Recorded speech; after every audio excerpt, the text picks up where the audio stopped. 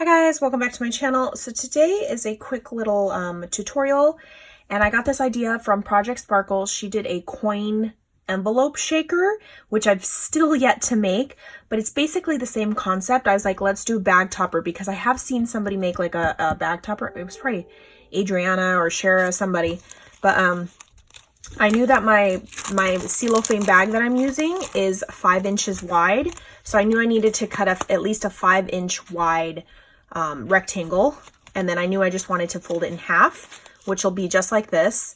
I was going to do a shaker on the back end, and then I was like, you know what, once it's on here and the shaker is right there, so I knew once it was on there that you really wouldn't see the back, so I just went ahead and stitched it anyway to give it like a finished look, I guess. So what I did is I used these like We Are Memory Keepers. You can use any brand. They're the 12 by 12 scrapbook album protectors, and I just basically cut it up because I needed to make a bunch of them.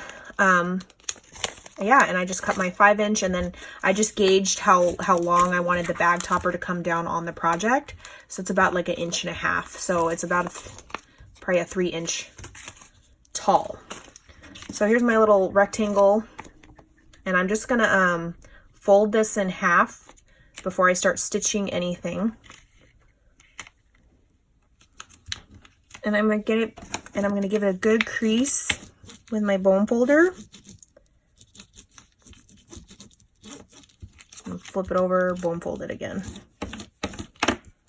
So now I have my 2 pieces, and now I'm just gonna stitch starting down, turn it, and up, and then just leave one of the top openings open. So I went through, as you can see, I sewed 3 of the sides, leaving a little top opening. This guy, I didn't sew this. I do this at the end, but I'm pretty sure you could just sew it now. And I have a little opening, and I just go ahead and pinch it on the sides, like to keep like how you would keep like an envelope open. And I'm just using little sequins that I have, just a pinch and a dab here. You could probably do like a pre-mixed one, but I was just doing it as I went. Just dumping some in there. You can go as heavy or lightly on the glitter. Using some spiders that Cruz gifted me. And now I'm just going to go through, this is where I kind of finish it off.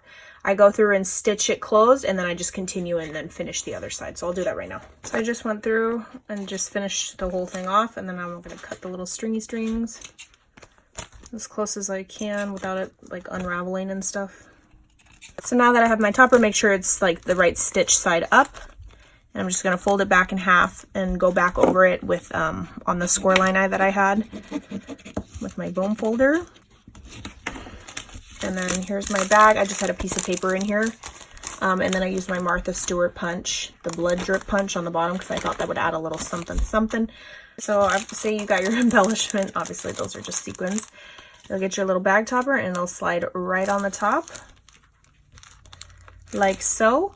And I would definitely use like a clear glue on the very edge, or if you know you're going to embellish, like put a big juicy spider and stuff, I would do a hot glue glob where it like straight in the center or wherever you're going to embellish it.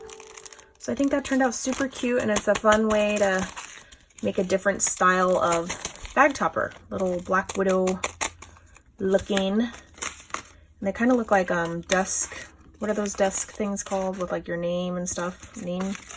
Desk names? I don't even know. And another thing that you could do if you're worried about the glue showing through is that you could put a piece of cardstock inside of this shaker, so that you have the shaker bits rolling around on top of the cardstock. But I just did the entire thing a clear acetate. So yeah, that's my quick little project share. I will link Project Sparkle's tutorial on the coin envelope that I really do want to try, and it looks super easy. So I'll catch you guys on the next crafty video.